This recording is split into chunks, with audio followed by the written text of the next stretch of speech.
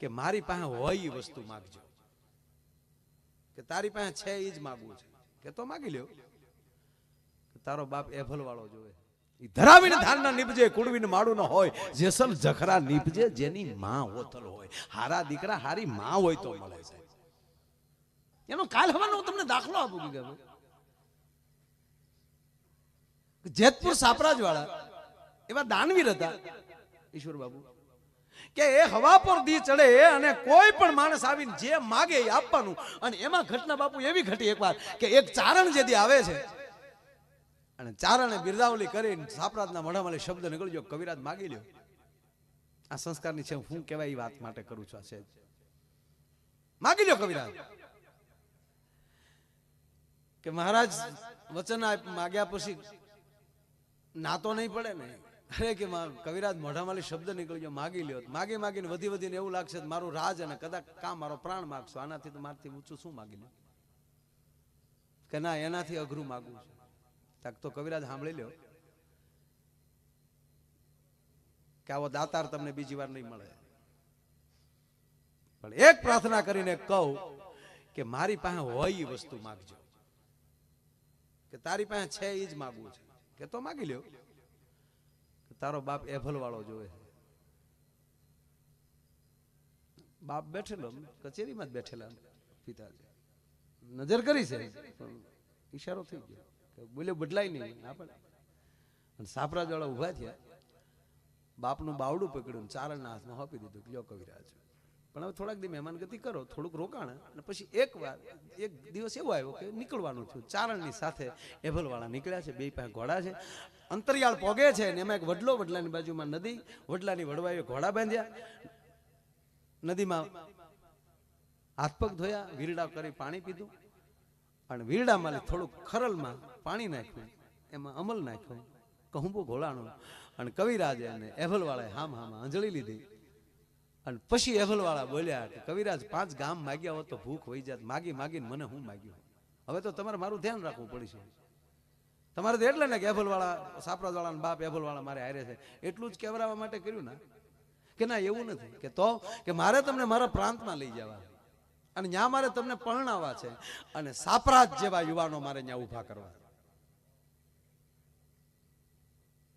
દાઢી મીડા ખંડવાળા દરબાર, કવિરાજ માફ કરજો, એ નહીં થાય. કેમ? આ સાપરાજ 6 મહિનાનો હતો, ઘોડિયામાં સૂતા હતા અને એમાં ધૂળેટી આવી. ધૂળેટીનું ટાણું હતું, આખું જગત હોલીએ રમતું, ધૂળેટીથી રમતું હતું. હું યુવાન હતો પણ રાજમહેલમાં ગયો હું અને સ્વયંખંડમાં જઈ અને ઠકરાણાને જોયા એટલે મને રંગે રમવાની થોડીક અંદરથી ઈચ્છા થઈ. એટલે ખાલી હાથમાં રંગની અંજળી લીધી અને 2 અંદર આંગળી બોલી અને ઠકરાણા ઉપર આમ જે નાખવા ગયો અને ઠકરાણાના મોઢામાં શબ્દ નીકળ્યો કે હા દરબાર, દીકરો જાગે છે. મર્યાદા જવો તો કે દરબાર દીકરો જાગે છે, પણ આની મોઢામાં શબ્દ છૂટવો ત્યાં તો રંગ પડી ગયો માથે. અને આ જ્યાં ઠકરાણા ઉપર રંગ પડવો કવિરાજ, અને દીકરાએ જોયું આવી ગયું અને દીકરો ઘોડિયામાં ઊંધો થઈ ગયો હતો. અને ઠકરાણા જોઈ ગયા કે હાય હાય હાય હાય, 6 મહિનાના દીકરાને આપણી અદબ કરવી પડે એવી આ ચકલાઈ થઈ જાય. આ દીકરો જવાન થાય પછી મોઢું હું દેખાડવું? એ જોગમાં આ જીભ કરડીને મરી ગઈ છે. આવી બાઈ અહીંયા મળશે ખરી કે એ ન મળે? તક તો સાપરાજ ન મળે. સાહેબ, આજે ભક્તિ કરો છો, આવી કથાઓ કરો છો, આવા દાતાર થાવ છો, એનું કારણ કે આ માવું એમ કહેવાય કોઠામાં હાચવા હશે ને તેથી સંસ્કાર પાયા હશે. સાહેબ, એટલે આ બધું થાય છે. એટલે મહત્વ વાત એ છે કે આ દેશની જગદંબા મહાન છે. એક જગ્યાએ આવું મેં લાટ ઘડી હકાર્યું, જગદંબા મહાન, જગદંબા મહાન. એક જણો ઓડિયન્સ માંથી ઉભો છે, મને કે ભાઈ હજ થાય, પૂરું કરો ભાઈ. અને મેં કીધું શું થયું? બોલે કે ભાઈ હવે તમારા પ્રોગ્રામમાં આનંદ કરવા આવીએ. બાર આવો કડી કાલો માંડીને વાત કરું, નકર મારો મને આખો ભરાઈ ગયો. હાવ. અરે મેં કીધું પ્રોગ્રામ ચાલુ, મને કે પગે લાગો, ઘડીક બહાર આવો. તમે આવડે કીધું ઘડીક તમે વગાડો તો હું પાછળ જાતો આવું, નહીં આવડો ઓલવાઈ જાય. હું ગયો પાછળ, હું ઝટકે શું છે? બોલે કે આવું ન કરાય બાય બાય, માઇન્ડ ભૂલ્યા હોય તો અહીંયા ચડાવો તમે. એટલે મને શું થયું કે આ બેટી બચાવો અભિયાનમાં રહી ગયો લાગે. અને મેં કીધું કેમ લગ્ન બાકી છે, કેટલા વર્ષ થયા? મને કે 45 46 હાલે, રનિંગ 46. મેં કીધું તો પછી શું છે, હજી કઈ નાની જ ઉંમર કહેવાય, હજી થઈ જાય સંબંધ. અરે તું સંબંધ થઈ જાય 20 વર્ષ થઈ ગયા લગ્ન છે, તો પછી હમ લેર કરે. મને કે હું લેર કરે? માયાભાઈ કહેવાય, બાકી કોઈ કહેતા નથી. હું તમને કહી દઉં છું, બધાનું આમ જ હાલે છે. અરે મેં કીધું હોય જગત ટેસડા કરે. મને કે હું ટેસડા કરે? મરી ગયો હું તો વળ ખાઈ ગયો. માયાભાઈ કોને ખબર ક્યાં સોગડિયામાં ગોરદાદાએ ફેરા ફેરવા જામ્યું નહીં, તે જામ્યું જ નહીં માયાભાઈ. અને તેથી રાતના લગન, બાપુ રાતના લગન. પેલો ફેરો ફેર્યો ને લાઈટ ગઈ. હું 3 ફેરા તો ગોરદાદા હારે ફરી ગયો માયાભાઈ. હજી કારક ગોરદાદાના ફોન આવે, ફિલ્મ જોવા કેદી જાવું એમ. ગોર ભેગું જામ્યું પણ ઘરવાળી હારે ન જામ્યું માયાભાઈ. કોઈ દી હસી દાંત નથી કાઢ્યા માયાભાઈ. જ્યારે જાય ત્યારે મોગો ચડાવીને જ બેઠી હોય. અને રસોઈ તો આવડતી જ નથી. ગોળ રોટલી તો કોઈ દી થઈ જ નહીં. કાયમ હાચમનો સાંધો માયાભાઈ, કાયમ હાચમનો. કોઈ દી પૂનમ નો આવે માયાભાઈ. રોટલી વણતા વણતા જે દેશને યાદ કરે એનો જ નકશો થઈ જાય. અને શાક તો એવું બનાવે જાણે મીઠાના શાકમાં રીંગણા તરતા હોય. અને દાળ તો એવી બનાવે જાણે એડિયું પીતા હોય. હું રોવા માંડ્યો ઘરે. ભૂપત વાહે આવ્યો. મને કે તમે તો આવો. મને ઘરે મેં કીધું જોતા ભૂપતિ રોવા માંડ્યો. કારણ કે હવ ને એને હવ ના ચિત્રો દેખાણા હોય. આ માળો કેવો દુખી છો. અરે મેં કીધું ભાઈ, મને કે હું ભાઈ હું ખોટું ન બોલું માયાભાઈ. અને ઘરે બોલાતું જ નથી. જે બોલું નહીં, જેમ દિવાલમાં દડો જાય ને પાછો આવે એમ એનો શબ્દ પાછો આવે. એક દી હું ખીજાઈને બોલ્યો કે એ ઘર તો ન બાંધી એકી રોટલીનો લોટ તો બાંધ.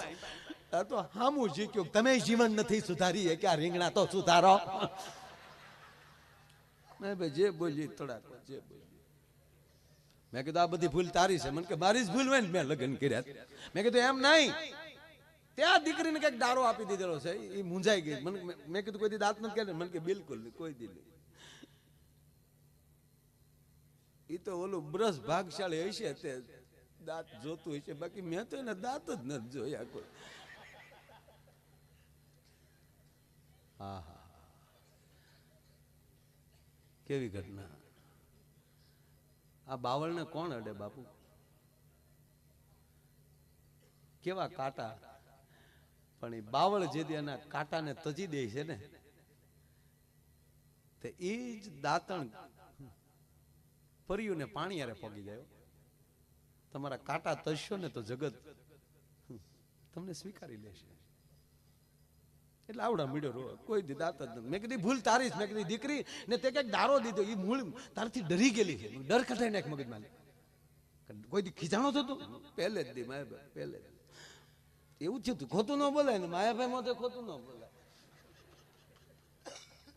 પહેલે જ મને લગ્ન પલણીને આવ્યો ને માયાભાઈ, હજી કોડી કડે રમતા હતા. કોડી કડે રમીને બહાર આવ્યો ને તમારા બાએ મને હાથ કર્યો ઘૂઘુ. મેં કીધું હા બા. કઈ રૂમમાં આવ્યો તો બેટા? હું રૂમમાં ગયો. મારા બાઈ એટલું જ માથે હાથ મૂકીને કીધું જોજો હો બેટા, તારા બાપાને ઘોડે હાવ દબાઈ ન જાતો.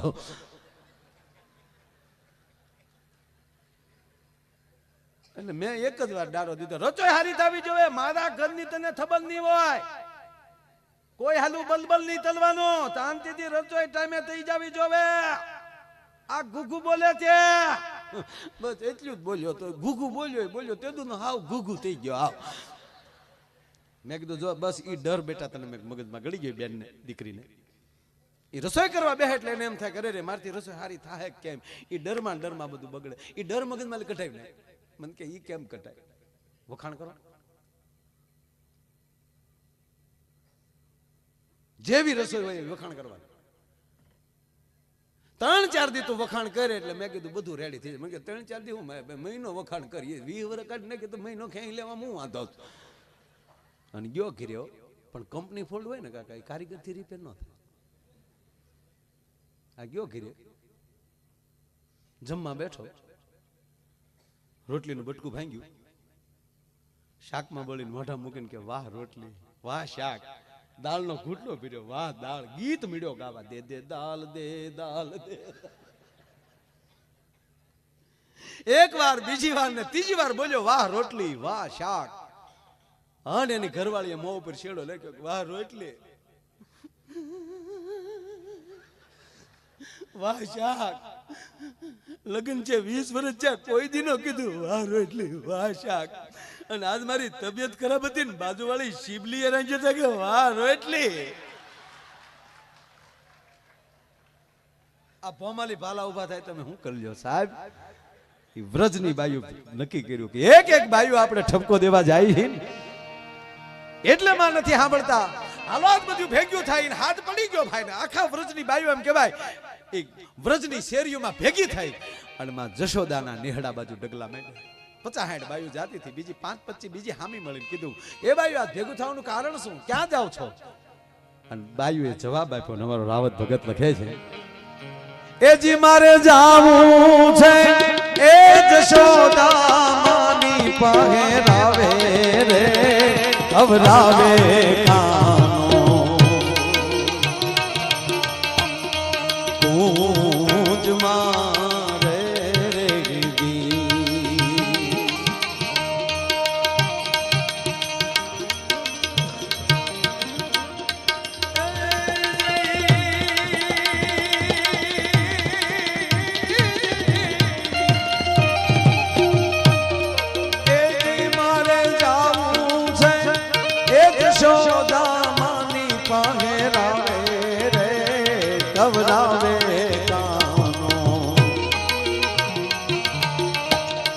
કૂંજ મારે રેડી. અરે કવરાવે કાનો કૂંજ મારે રેડી.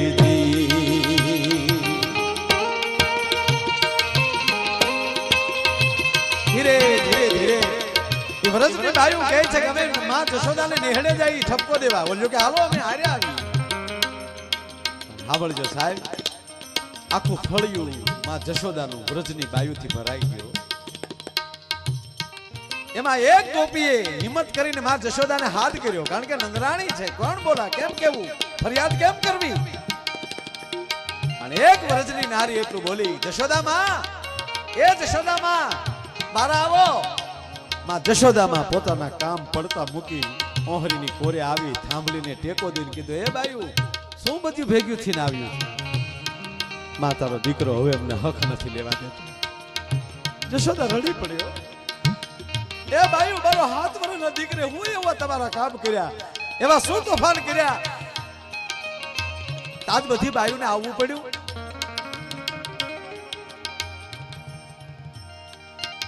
સાંભળ માં તારો દીકરો કેવા તોફાન કરે છે.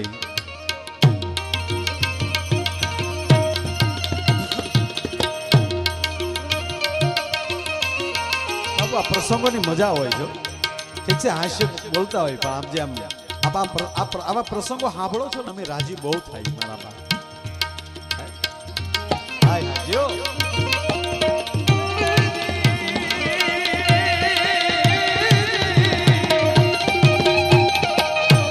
એ માં જશોદા હાંભળ, મધરાતે આવીને મોહા એ મોરલી વગાડે રે.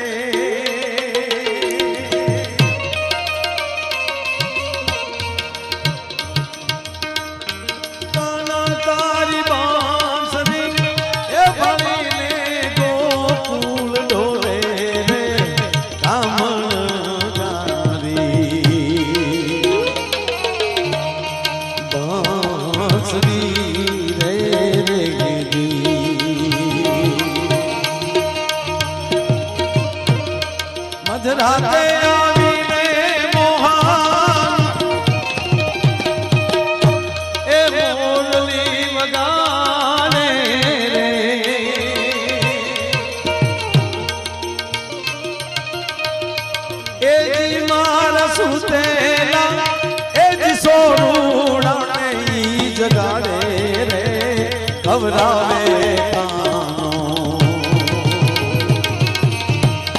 કુંજ મારે રે જી અરે ખવરાવે કાનો કુંજ મારે રે જી અરે ખવરાવે કાનો કુંજ મારે રે તારો દીકરો અડધી રાતને ટાણે આવીને મોરલી વગાડ્યા કોઈ મોરલી વગાડવાનો ટાઈમ છે માંડ માંડ કરી અમારો છોકરા હુમરાયો એના જગાડી દે હવે હા બોલજો માં જશોદા એટલું બોલ્યા કે બસ એક વાણી વગાડે એટલા જ તો ખાલી એ વ્રજની માવું આ જશોદા તમને કહે છે હવે જો તમને નો ગમતો હોય તો મારા દીકરાને કાઢી મૂકો અને બીજી વાત તમે રોજ ફરિયાદ લઈને આવો છો કોઈ સાબિત નથી કરતી હું જશોદા તમને કહું છું કે હવે તમારા હાથમાં આવે તો બે ઠપાટ મારજો મારી લાવો મારી પાસે ગોપીઓ કે અમે આને મારીએ એમ તારા લાલાને અમે મારીએ માં મારવાની વાત તો ન્યા જાય પણ તારા ગોપાલની હામું કરડી નજરથી જોવાઈ ગયું હોય તો હું કે તને ખબર છે મિત્રો ચિત્ર જોજો તમે કૃષ્ણનું ચિત્ર તમે જોજો એ ગોળી તોડીને બેઠો હોય હાથમાં માખણનો લોંદો હોય એમાં વ્રજનારી આમ આવી ગઈ હોય હાથ એક હાથમાં માખણ ને બીજી આંગળી આમ કરીને કૃષ્ણ બેઠો આ વ્રજનારી કહે છે સાંભળ માં હું કે આંગળી આમ કરીને તને ખબર છે કે ના સાંભળ અમે અમને એવું કે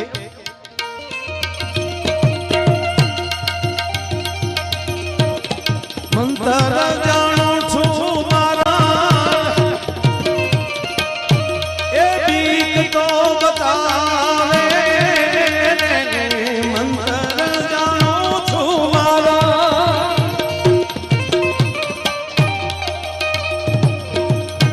એ બીક તો બતાવે